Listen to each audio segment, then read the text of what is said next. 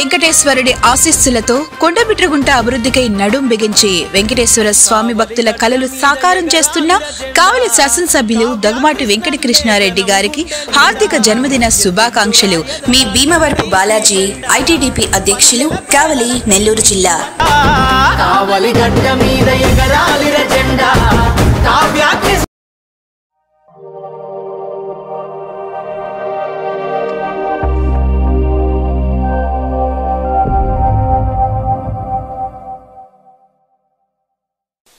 Welcome to CMD news. నా పేరు కామాక్షి. ముందుగా నేటి వార్తా విశేషాలు. బీజేపీ నాయకుడు హరీష్ బాబు శ్రీ సత్యసాయి జిల్లా ధర్మవరం అనుచిత వ్యాఖ్యలపై వైఎస్ఆర్సీపీ నాయకులపై ఫైర్. హరీష్ బాబు, నువ్వు చేసిన తప్పులకు గగ్గోలు పెట్టుకుని ఏడ్చే రోజు దూరంలో లేదు అని హెచ్చరించారు.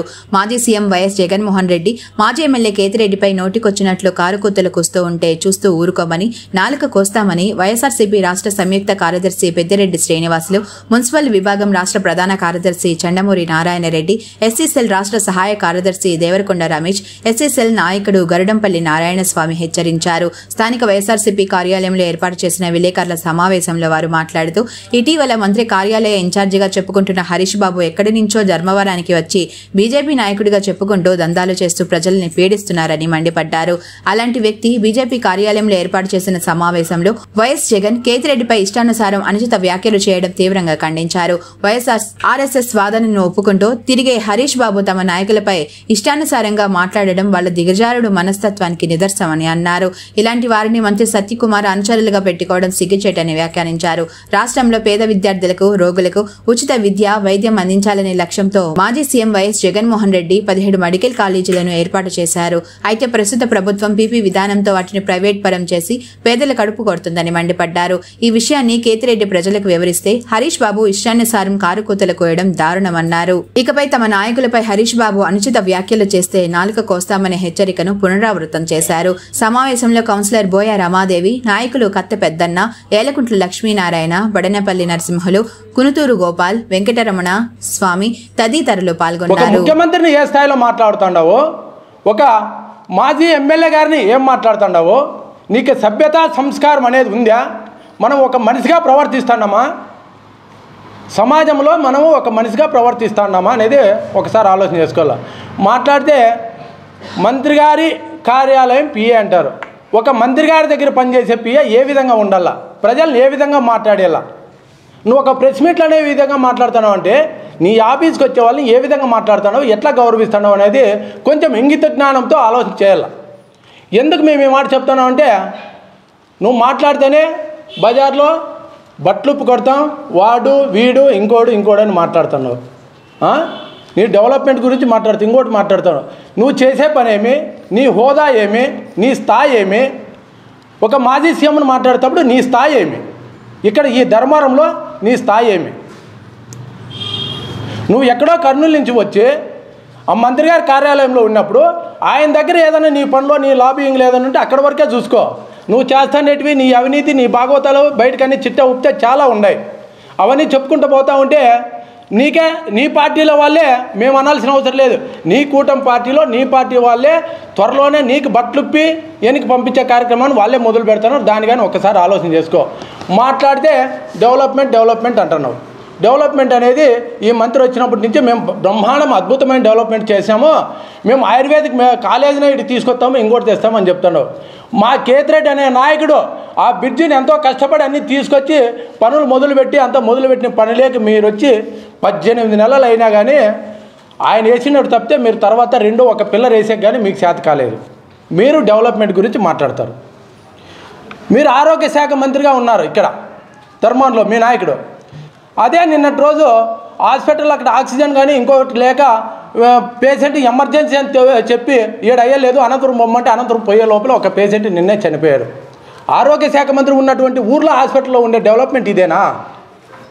మా నాయకుడు చేసిన డెవలప్మెంట్కి మీ నాయకుడు చేసిన దానికి చెప్పుకొస్తాం. మా నాయకుడు ఎర్రగుంట సర్కిల్లో పిహెచ్సి హాస్పిటల్ అనేది ఒకటి కట్టి డెవలప్ చేస్తే మీరు దానికి పోటీగా అక్కడ గేట్ దగ్గర పోయి 4 కంచెలు వేసి 10 చెట్లు పెట్టి అక్కడ స్వచ్ఛ భారత్ అని ఒక బోర్డు పెడితేనే అది డెవలప్మెంట్ అని చెప్పి మీరు చూపిస్తూ ఉన్నారు. మా నాయకుడి దగ్గర ఫ్లైఓవర్ దగ్గర ఇక్కడ మాతా శిశు సంక్షేమ హాస్పిటల్ అనేది ఒకటి 13 కోట్లతో ఖర్చు పెట్టి కట్టించి ఆయన డెవలప్ చేస్తే దానికి పోటీగా మీరు ఏం పెట్టినారు? కాలేజ్ సర్కిల్లోకి తీసుకొని వచ్చి ఒక సిల్క్ సిటీ అనే బోర్డు పెట్టి ఆడిపోయి ఒక సెల్ఫీ తీసుకుంటేనే ధర్మవరం మొత్తం డెవలప్ అయినట్లంట. అంటే చేనేతలు ఆకిలి తప్పులు ఆడిపోయి సెల్ఫీ తీసుకుంటే తీరుతాయి, ఆ బొమ్మ దగ్గర నిలబడితే తీరుతాయి. ఇది మీరు చేసిన డెవలప్మెంటు. అదే గాంధీనగర్లోకి పోతే బటర్ఫ్లై అని చెప్పి ఒక బొమ్మ వేసాడు డెవలప్మెంట్ చెప్పి ఒక బోర్డు వేసి పెడతానే అది కానీ డెవలప్మెంటే. ఎందుకంటే దాని కానీ మీరు ఏదన్నా మీ నిధులతోనే ఇంకోటి చేశారంటే ఈ పీపీపీ అనేది మీకు బాగా అచ్చొచ్చినట్లుంది. దాన్ని కానీ పీపీపీ మోడల్తోనే ఎవరైతే స్పాన్సర్స్ ఉంటారో వాళ్ళతో తీసుకొచ్చి ఆ బోర్డు పెట్టించినారు తప్ప మీరు ఎక్కడ అదేం ఒక బోర్డు సిల్క్ సిటీ అనే బోర్డును బటర్ఫ్లై అనే ఒక బోర్డు పెడితేనే అది మీకు డెవలప్మెంట్ అనేది కళ్ళకి కనపడుతుంది. ఈ 16 నెలల కాలంలో మీ డెవలప్మెంట్ అనేది ఎక్కడైనా ఒక విలేజ్లకు పోతారు, ఒక రోడ్డు భూమి పూజ చేస్తేనే దాన్ని ప్రతిసారి ఆయన నెలకు ఒకసారి వచ్చినప్పుడల్లా దాన్ని చేస్తేనే అబ్బా బ్రహ్మాండంగా మంత్రి గారు చేస్తారు ఉండారని చెప్తారు. అదే మా నాయకుడు 40 వార్డులు కలిసి ఒకేసారి ఒకే రోజులోనే కొన్ని కోట్ల రూపాయలతో డెవలప్మెంట్ ఒకే రోజులోనే అంతా చేసి అవన్నీ ఈరోజు డెవలప్మెంట్ అనేది ఎక్కడో కొనసాగించినాడు. అవేమీ మీకు గుర్తుకు రావట్లేదు. మా నాయకుడు కట్టిన దాంట్లో ఎక్కడన్నా బజార్కి వెళ్ళండి, మీకు కేతిరెడ్డి కట్టించిన హాస్పిటల్లో కనపడతాయి, కేతిరెడ్డి కట్టించిన మార్కెట్ యార్డ్ కనపడతాయి, కేతిరెడ్డి కట్టించిన మున్సిపల్ బిల్డింగ్లు కనపడతాయి. ఈరోజు మున్సిపాలిటీకి ఎంత ఆదాయం వస్తుందో అనేది మీరు తెలియట్లేదు.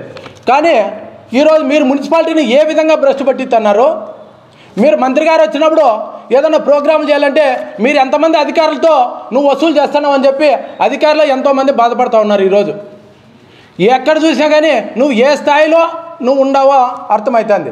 నువ్వు ఒక మంత్రి గారు పిఏ, ఆయన కార్యాలయానికి పిఏ అయినప్పుడు నువ్వు మొత్తం ప్రభుత్వ శాఖలన్నిటితోనూ నువ్వే ఇది రివ్యూల్ చేస్తుంటావు.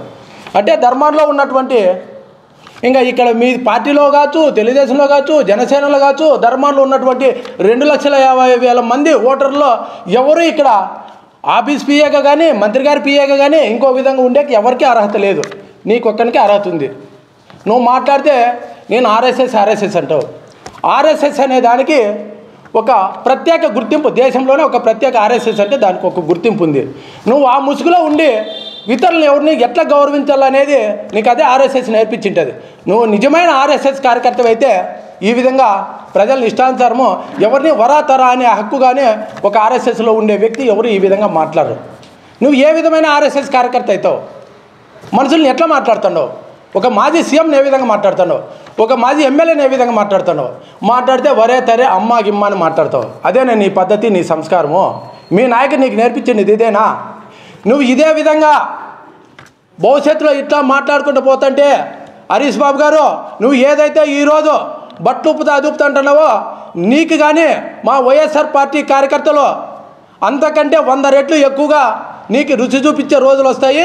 దాన్ని మనసులో పెట్టుకొని మాత్రమే పద్ధతిగా ఇప్పటి నుంచి అయినా ఎవరిని ఏ విధంగా మాట్లాడాలి, ఏ విధంగా ఉంటే నీకు గౌరవం ఉంటుంది అని చెప్పి ఆలోచన చేసుకొని మాట్లాడకపోతే భవిష్యత్తు రోజుల్లో నీకు చాలా తీవ్రమైన పరిణామాలు ఎదుర్కొంటామని చెప్పి తెలియజేసుకుంటున్నాం.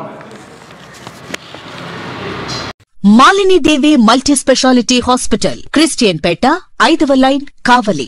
Doctor Gottipati Malinidevi, MBBS, MS, OBGY, కాన్పులు మరియు గర్భకోశ వ్యాధి నిపుణులు.